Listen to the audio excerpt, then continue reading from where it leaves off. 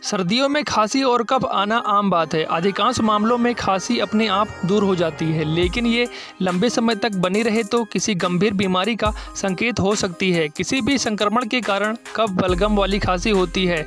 आयुर्वेद में खांसी को कास कहा जाता है। खांसी अपने आप में एक बीमारी हो सकती है। खांसी अगर लंबे समय तक आ रही है या खांसी का इलाज लंबे समय तक ना किया जाए तो खांसी से टीबी और अस्थमा जैसी खतरनाक बीमारी हो सकती है। आयुर्वेद में खांसी के लिए कई आसान और सहज उपलब्ध घरेलू उपचार बताए गए हैं, जिसका इस्तेमाल करके आप पुरानी से पुरानी खांसी को ठीक कर सकते हैं।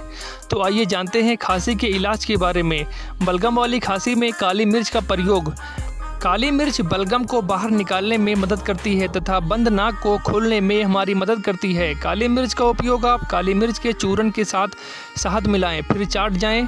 बलगम और खांसी को ठीक करने में बहुत ही उपयोगी मानी जाती है और गला साफ हो जाता है। इसका इस्तेमाल आप 10 दिन लगातार करें। ऐसे करने से आपकी खांसी और बलगम और कफ हमेशा के लिए ठीक हो जाएगा। बलगम वाली खांसी में सरसों का प्रयोग किया जाता है। 1 चम्मच सरसों के बीजे को 1 गिलास गर्म पानी में डालकर उबाल लें। अच्छी प्रकार उबालें। इस पानी को पीने से जमे हुए बलगम से राहत मिलती है। सरसों के बीज में मौजूद सल्फर जमे हुए बलगम को काटता है और गला साफ कर देता है। खांसी दूर करने के लिए आपको गिलोय का प्रयोग करना चाहिए। ताजे गिलोय के रस को प्रतिदिन सुबह शाम खाली पेट पीने से बलगम और खांसी दोनों राहत मिलती है। अदरक का सेवन। 1 चम्मच अदरक के रस को शहद के साथ चाटने से खांसी व बलगम दोनों ठीक हो जाते हैं। खांसी और बलगम को दूर करने के लिए दूसरी विधि।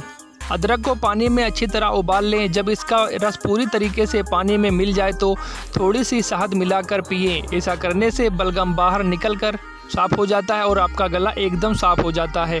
खांसी को दूर करने के लिए तुलसी का भी प्रयोग किया जाता है। तुलसी की पत्तियों को पानी में खूब उबालें, फिर ठंडा करके इस पानी को सेवन करें। इससे बलगम साफ हो जाता है। एक बात का और ख्याल रखें, आपकी समस्या अगर पुरानी है और गंभीर है तो आप अपने नज़दीकी चिकित्सालय या जिला अस्पताल में ज़रूर दिखाएं। खांसी की बीमारी कभी भी आप छोटी ना समझिए, ये बड़े बड़े नुकसान कर जाती है और हमें मालूम नहीं पड़ता है। खांसी से हमें टीबी जैसी खतरनाक बीमारियाँ हो जाती हैं। अगर आपको हमारा ये छोटा सा वीडियो अच्छा लगा हो तो वीडियो को लाइक करें, चैनल को सब्सक्राइब करें। अगर आपका कोई सवाल या सुझाव हो या हमारे बताने में कोई गलती हो तो आप हमें कमेंट में ज़रूर बताएं। धन्यवाद।